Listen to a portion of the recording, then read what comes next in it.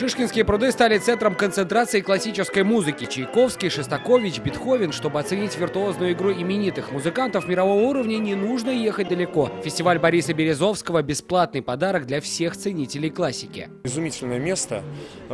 Здесь какая-то особенная атмосфера, здесь как-то дышится свободно. Елабужские летние вечера второй год проходят в формате Open Air. Масштаб поражает. В списке 190 участников. Среди них не только музыканты. Во-первых, мне понравилось в прошлом году, очень понравилось. Во-вторых, я по ряду причин в прошлом году не мог осмотреть ваши достопримечательности. А сегодня уже отметился волшебный город. Если бы я вышел на пенсию, я бы жил здесь.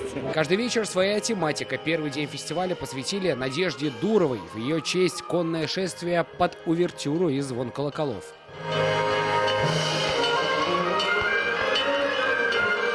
Здесь это просто такое единение природы, людей, музыки, настроения. Конечно, замечательно. Это чувство праздника, это трепет. Классно.